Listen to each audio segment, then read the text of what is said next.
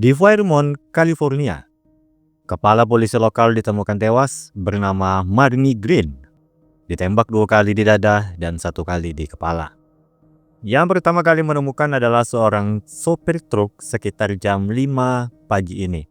Clarence Price, polisi yang menerima laporan pertama kali, memberitahu kepala polisi mereka tinggal sendirian dan selalu bekerja 24 jam. Setelah dicek mobil patroli korban, bagasi mobil terdapat bekas darah. Tampaknya korban tidak dibunuh di sini, tapi dipindahkan pelaku ke sini. Melihat korban tidak memakai seragam polisi, kemungkinan dia tewas saat tidak bertugas. Jadi penyelidikan pertama adalah menuju rumah Marnie Green. Sampai di sana, Rigsby lebih dulu masuk. Ketika sedang memeriksa surat-surat, seorang pria muncul dari ruangan lain. Segera diikuti oleh gadis remaja yang memegang senjata. Kebuntuan terjadi sampai Teresa masuk. Dan diketahui kalau pria itu bernama Tommy Lisbon. Saudara laki-laki Teresa Lisbon dan gadis itu adalah putri Tommy, bernama Annie. This is my little brother Tommy and my niece Annabeth. Adik Teresa itu sekarang menjadi pemburu bayaran. Baru-baru ini berbicara dengan Marnie Green tentang seorang buronan yang sedang dilacaknya berada di daerah ini. Ia pergi ke rumah Annie untuk memeriksa keadaan ketika mendengar Annie telah dibunuh. Buronan yang dilacaknya bernama Carmine O'Brien. Teresa akan membantu tapi melarang Tommy untuk ikut campur. Tapi Tommy menolak dan merasa kakaknya itu meragukannya. Oh, you don't think I can do it, huh? No, I don't. Fine, we'll see. Kembali ke CBI. Untuk O'Brien, dia bekerja sebagai akuntan di St. Louis. Ia terkena kasus penggelapan tapi kabur sebelum persidangan dan terakhir diisukan bersembunyi di Fairmont. Karena dia buronan, untuk sementara O'Brien akan dimasukkan sebagai tersangka pembunuhan Marnie Green. Lalu petugas Price muncul memberi nama tersangka lain setelah mengecek catatan bosnya. Baru-baru ini Marnie menangkap seorang pria Rusia bernama Dmitry Zubov yang sedang berlibur di Fairmont karena mengemudi dalam keadaan mabuk. Meskipun tes kadar alkohol Zubov masih di batas legal, yang Price tahu bosnya selalu detail dalam melakukan sesuatu. Agak aneh baginya bosnya menangkap seseorang yang sebenarnya tidak melakukan pelanggaran. Teresa pun menarik Jane dari mengajari Annie kebiasaan buruk yaitu mencopet untuk mengajaknya pergi. Dan setelah mereka pergi, Annie membantu Rigsby untuk mencari keberadaan O'Brien, yaitu O'Brien punya mantan pacar.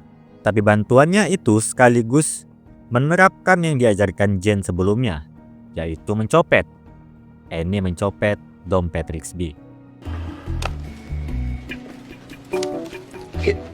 Pindahlah Saring ke Teresa dan Jane menemui Zubov di sebuah hotel and spa, mewawancarai tentang keberadaannya saat pembunuhan terjadi.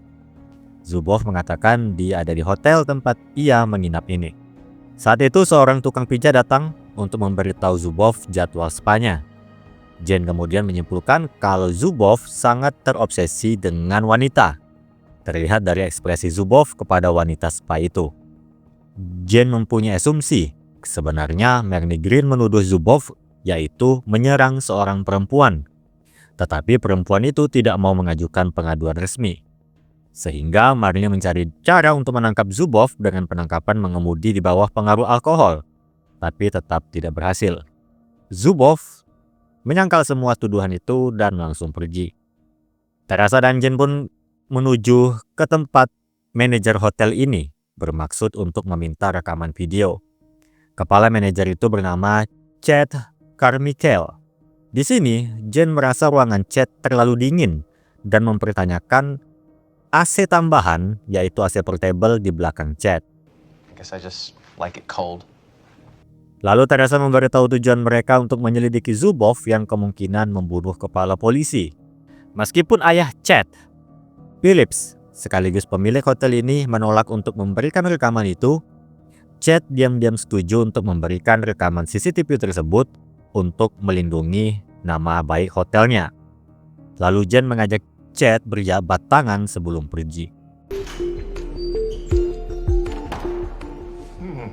Di saat bersamaan di sisi Cho, Ia ditelepon Rigsby untuk menuju alamat O'Brien setelah mendapatkan lokasinya dari mantan pacar O'Brien.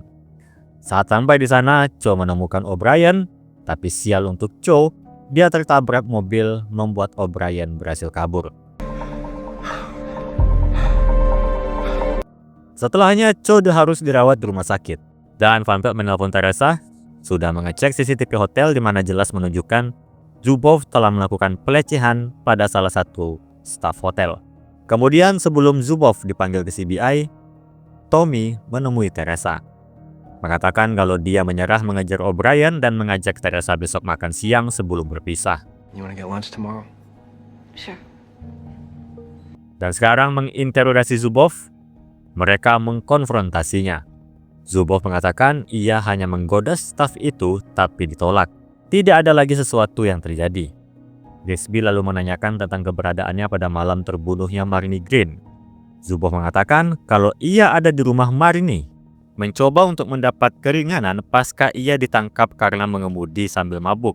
Tetapi seorang perempuan berbadan besar datang berkunjung yang sama-sama ia dengar namanya adalah Jory. Entah apa yang ingin perempuan itu bahas dengan Marnie, tapi Zubov memilih pergi. Price yang ada di ruangan interogasi mengenal wanita itu. Jory? Must be Jory Kasser. Maka dipanggillah Jory Kasser. Ia sekaligus membenarkan alibi Zubov pada malam kejadian.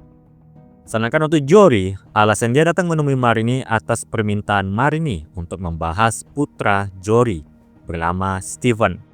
Marnie ingin tahu apakah Steven tahu tentang keberadaan O'Brien. Dan diketahui kalau Steven adalah pemakai narkoba dan Jory sekaligus ingin meminta Marnie memasukkan Steven ke rehabilitasi. Masalahnya, malam itu Steven pergi ke sebuah kabin di dalam hutan yang tidak diketahui Jory. Tapi yang Jory tahu pasti Steven sedang membeli narkoba dan sayangnya Steven masih belum pulang sampai sekarang. Jadi daftar tersangka baru pun muncul. Tapi tidak lama. Ketika Rigsby pergi untuk menyelidiki kabin tersebut, ia menemukan Steven sudah tidak bernyawa disembunyikan di balik daun-daun. Better call his mother. Yep. Tampaknya telah ditembak dengan senjata yang sama yang membunuh Marnie Green dan terdapat kokain sekitar 5 gram. Rigsby pun menelpon Jen yang sedang berada di hotel untuk menangkap Zubov. Jen menyuruh Van Pelt menyamar sebagai petugas spa untuk menjebak Zubov melakukan pelecehan seksual. Is there just one cabin or others nearby? There's a few. Pindah ke sisi Teresa yang bersama Tommy dan Annie. Mereka berpisah tapi dilihatkan kalau Tommy menyadap ponsel Teresa untuk mengetahui keberadaan O'Brien. The coroner show up? Nope, they should be soon. Sedangkan Teresa menuju TKP Steven. Di sini juga terdapat darah yang diyakini milik Marnie Green. Jika skenario disusun, malam kejadian, Marnie kesini mencari Steven yang membeli narkoba dari pengedar. Tapi pengedar melihat Marnie. Ketakutan, lalu membunuh Marnie beserta Steven. Membawa mayat Marnie ke tempat lain tapi tidak dengan Steven karena badannya yang besar jadi hanya disembunyikan di sini. Kabin di sini kebetulan juga dimiliki oleh Phillips, pemilik hotel sebelumnya yang kali ini mengizinkan kabinnya diperiksa. Kenakan Jen, dia berada di satu kabin lainnya, membuat situasi agar terlihat seperti O'Brien sang buronan diam-diam menginap di sini. Dan kembali ke CBI, tim menemukan lokasi keberadaan O'Brien. Rigsby dan Van Pelt ditugaskan ke sana, namun saat sampai, Tommy lebih dulu ada di sana menahan O'Brien. Kondisi ini membuat Tommy juga ditangkap.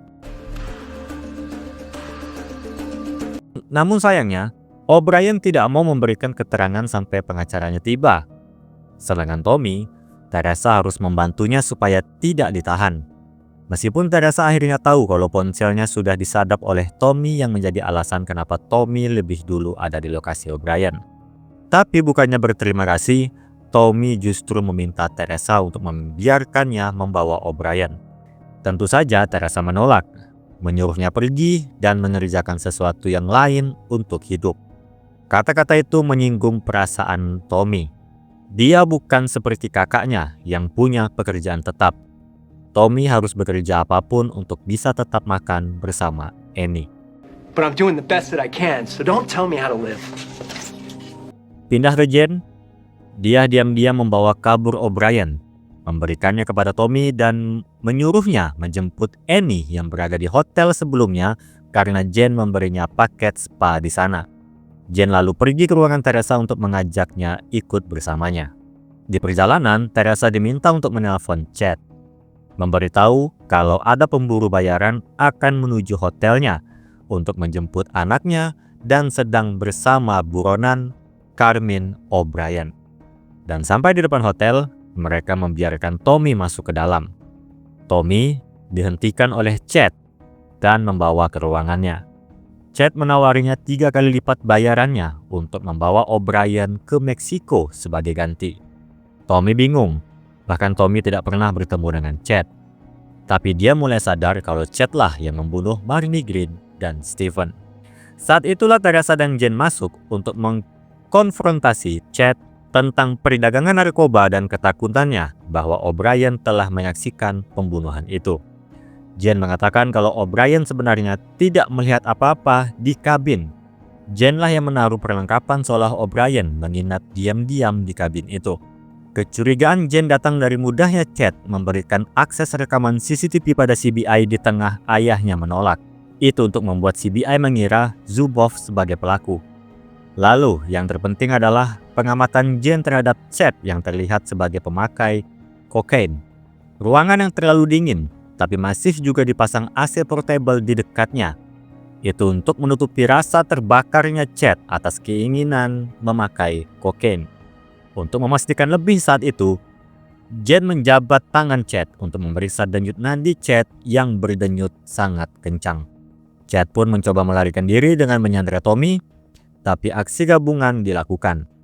Annie menghidupkan alarm kebakaran sehingga Chad teralihkan, membuat Tommy berhasil melawan dan diselesaikan oleh Teresa untuk menangkap Chad. Nicely done, Lisbon family. Pada akhirnya Chad mengakui berdagang narkoba dan sudah membunuh Marnie Green dan Stephen dalam bentuk menutup mulut. Kasus selesai. Scene penutup, Teresa akhirnya memberikan O'Brien kepada Tommy. Meskipun tidak setuju Tommy menjadi pemburu bayaran, tapi dia harus mengerti Tommy punya alasan memilih pekerjaan itu. Mereka pun berpisah dengan saling mendoakan satu sama lain.